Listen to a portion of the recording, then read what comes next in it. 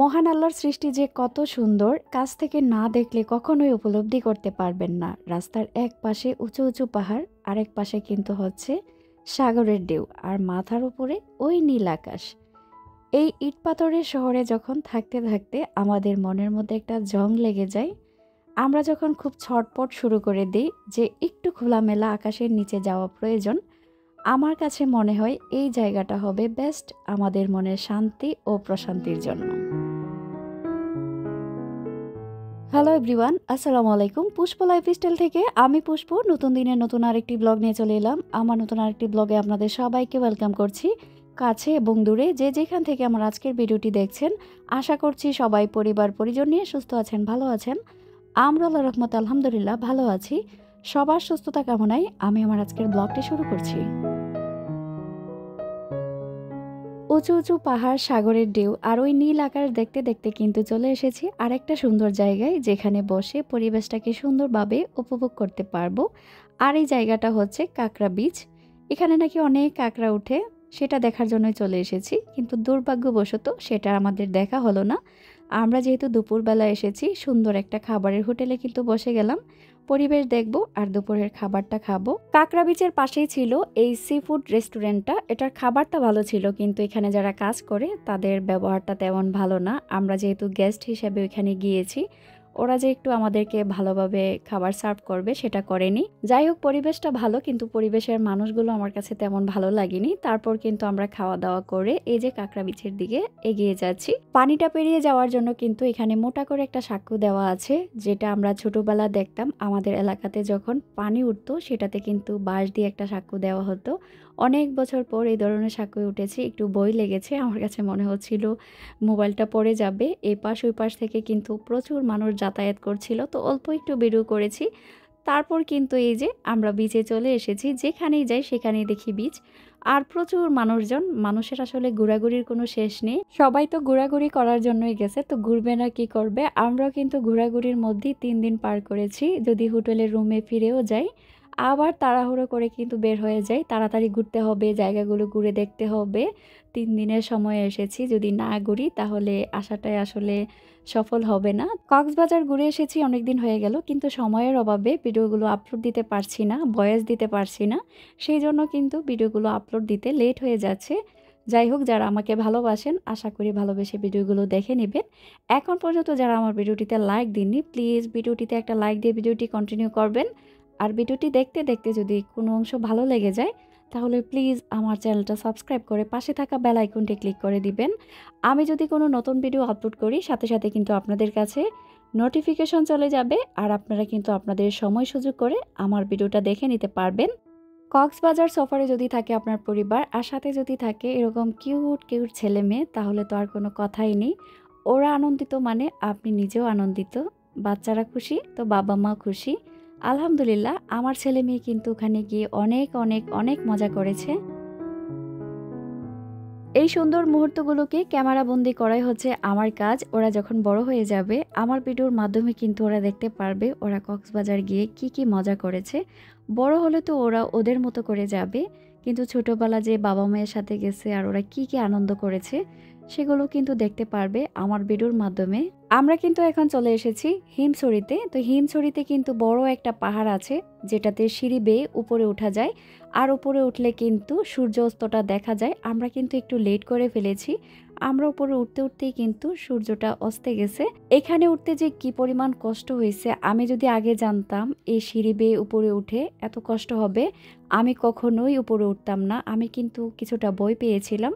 আমার হাজব্যান্ড কিন্তু সিঁড়ি বাওয়া নিষেধ, তারপরও কিন্তু সে জোর করে উপরে গেছে।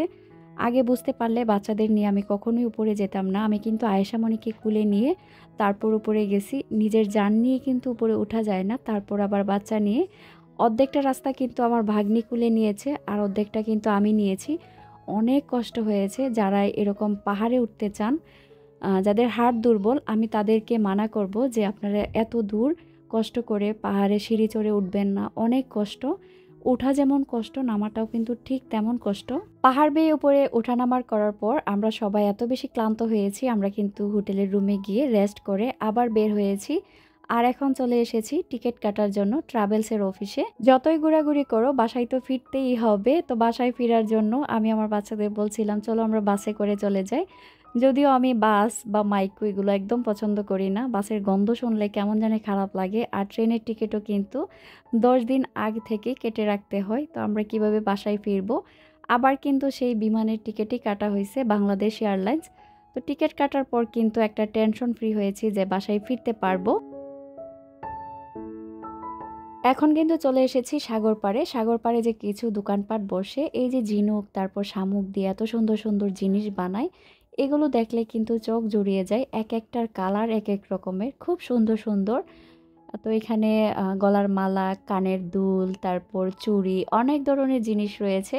যদিও আমি এগুলো কিনি না, গতবার যখন এসেছিলাম অনেক জিনিস কিনেছিলাম, ওইভাবেই বাসায় পড়ে আছে, কেউ পড়েও নাই। তো এবার অল্প স্বরে কিছু কিনবো আমার ভাগ্নির জন্য। কানের দুল দেখছিলাম, কানের দুলগুলো কিন্তু খুব সুন্দর। আমি কিন্তু এগুলো পরি না, সেই জন্য আমার জন্য নিচ্ছি না। ও যা চাচ্ছে ওকে টুকটাক কিছু কেনাকাটা করে দিচ্ছি।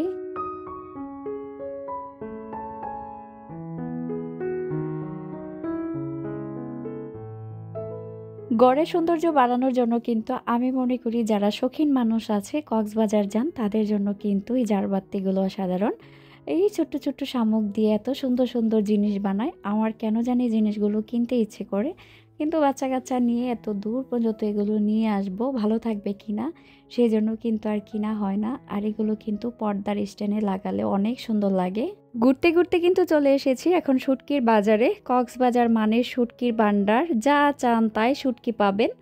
এত এত শুটকির কালেকশন দেখলে কিন্তু মাথা নষ্ট হয়ে যায়। তো বাসার জন্য কিন্তু টুকটাক কিছু শুটকি এনেছি। শুটকির বাজারে ঢুকেছি, শুটকির গন্ধ তো লাগবেই। ছেলে মেয়ে সবাই কিন্তু অস্থির হয়ে যাচ্ছে শুটকির গন্ধ পেয়ে। ওরা শুধু বলছে যে শুটকির বাজার থেকে বের হয়ে আসো।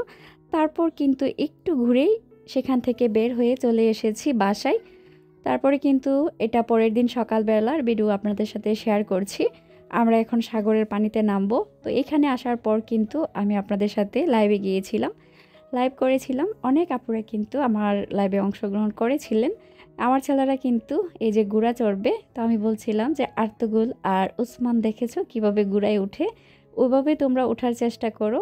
তো 3 ছেলেই কিন্তু গুড়াতে উঠবে। আমার হাজব্যান্ড কিন্তু আমাকে বলছিল তুমিও গুড়াতে উঠো। তো আমি মানা করেছি, না আমি উঠবো না, আমি এখন লাইভে আছি। তো ওরা কিন্তু এখন ঘোড়া চড়বে। পানিতে নামার আগে কিন্তু অল্প কয়েকটা ছবি আর একটু ভিডিও করেছিলাম, সেগুলো এখন আপনাদের সাথে শেয়ার করছি। আর নিজের মোবাইল দিয়ে কিন্তু পানিতে নামলেও এভাবে ছবিও তোলা যায় না। এখানে যারা ফটোগ্রাফার আছে তাদের কাছ থেকে অবশ্যই আপনারা যারা কক্সবাজার ঘুরতে যাবেন সাবধানে থাকবেন। আমি একটা ফটোগ্রাফার ঠিক করেছিলাম, ওকে বলেছি আমি হয়তো 50-60টা ছবি তুলবো সবার মিলে জিলে। ও আমাকে ছবি তোলার পর বলতেছে ম্যাডাম আপনার 310টা ছবি তোলা হয়েছে। তো আমি বললাম যে সব ছবি তো আর নিব না, যেটা আমার পছন্দ হয় সেটাই আমি নিব। তো আমার সামনেই যেগুলো নষ্ট ছবি ও ডিলিট করেছে, আমার মোবাইলে দেওয়ার পর দেখি যত ছবি ডিলিট করেছিল সেইগুলো সহ ও আমার মোবাইলে দিয়েছে। ও মূলত ছবি তুলেছে 190টা, সে আমাকে 190টা ছবি দিয়েছে, ভালো খারাপ সব মিলে। আমি যখন মোবাইল চেক করি দেখি আমি যে ছবি ডিলিট করেছিলাম সব আমার মোবাইলে দিয়ে দিয়েছে। তখন আমি ওকে জিজ্ঞাসা করলাম যে তুমি আমার সাথে কেন এরকম বাটপারি করেছো, তোমাকে পুলিশে দিব। তখন কিন্তু সে ভয় পেয়ে গেছে, তখন বলতেছে যে না ম্যাডাম আমাকে মাফ করে দেন, যে ছবিগুলো নষ্ট সেগুলো আপনি ডিলিট করে দেন।